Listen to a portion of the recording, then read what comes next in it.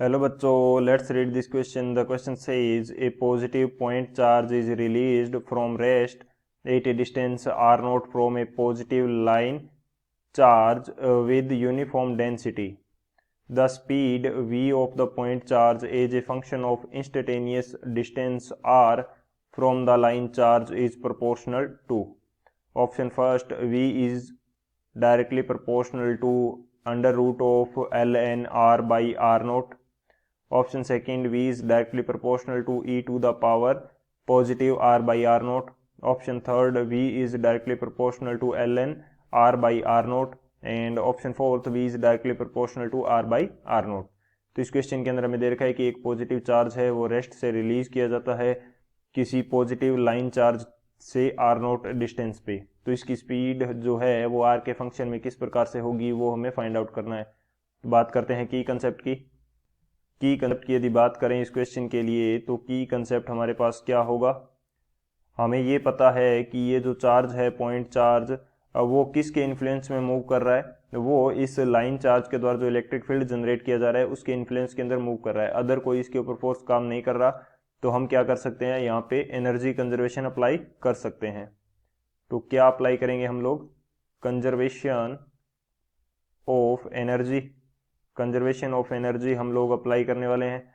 यानी कि जो kinetic energy plus potential energy initially थी वो किसके इक्वल होगी, वही kinetic energy plus potential energy final के इक्वल होगी.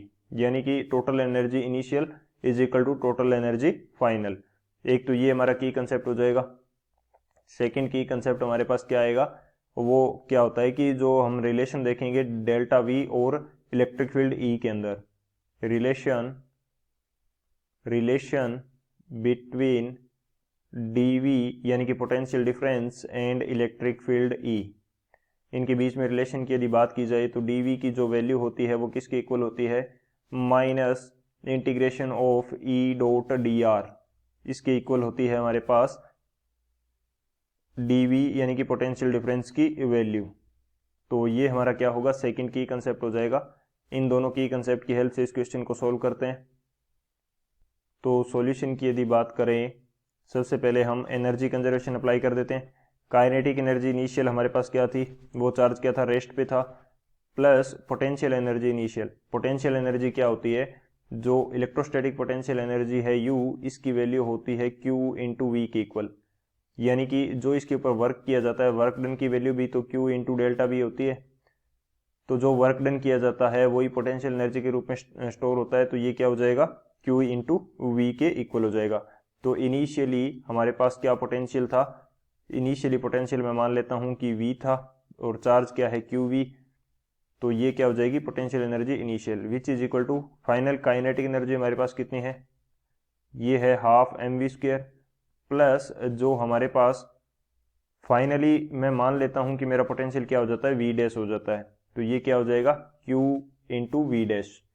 अब मैं एक काम करता हूं कि Q इंटू वी डैश को मैं दूसरी साइड ले जाऊंगा. यहाँ पे Q हमारे पास कॉमन आ जाएगा और ये क्या बचेगा हमारे पास, V minus V dash which is equal to kinetic energy final यानी कि हाफ mv². ये हमारे पास एक रिलेशन आ जाता है. सेकंड जो की कंसेप्ट हमने डिस्कस किया था उसके अकॉर्डिंग जो dV की वैल्यू होती है वो किसके इक्वल होती है, minus integration of E dot dr. अब ये E किसका है, ये जो हमारे पास लाइन चार्ज है उससे r डिस्टेंस के ऊपर यदि मैं बात करता हूं कि r डिस्टेंस के ऊपर कोई पॉइंट है तो उस पॉइंट पे इलेक्ट्रिक फील्ड इस लाइन चार्ज के कारण कितना होगा, वो हमारे पास रहता है, यदि चार्ज डेंसिटी हमारे पास क्या है, लेमडा है.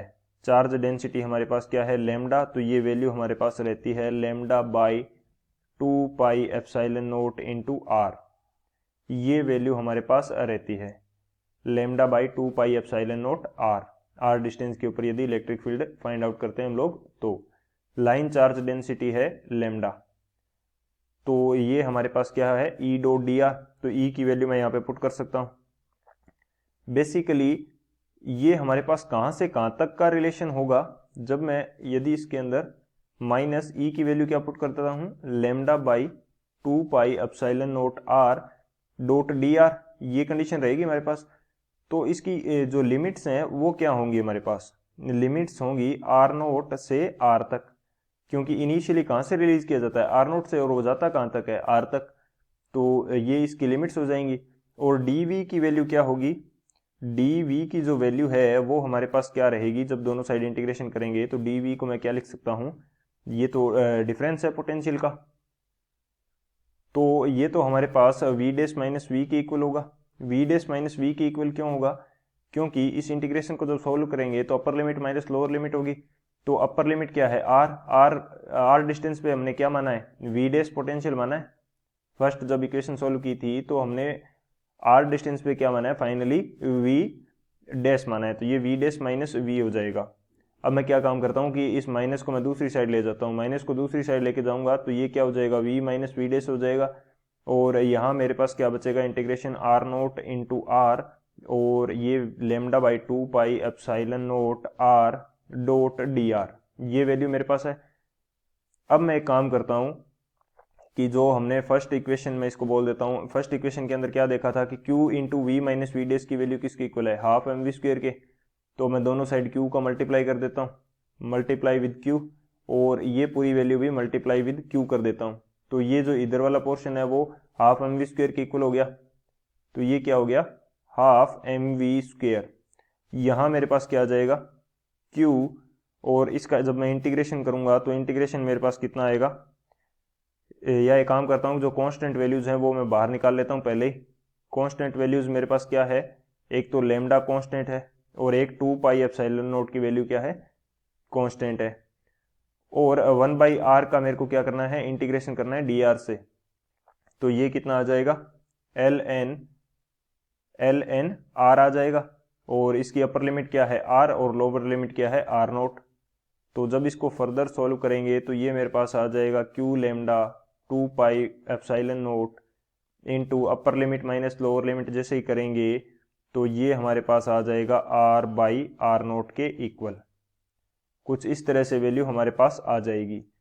तो यहाँ से यदि मैं ध्यान से देखूँ तो जो v की वैल्यू है वो किसके डायरेक्टली प्रोपोर्शनल आ रही है, v की वैल्यू मेरे पास डायरेक्टली प्रोपोर्शनल आ रही है L N R by R naught, और इसका क्या है रूट ओवर। तो ये मेरा क्या होगा, फाइनल आंसर हो जाएगा, v is directly proportional to under root of L N R by R naught. तो कौन सा ऑप्शन करेक्ट हो जाएगा हमारे पास, जो ऑप्शन ए है v is directly proportional to under root L N R by R naught, ये हमारा करेक्ट हो जाएगा। So option A is the final answer. I hope you understood it well, best of luck, thank you.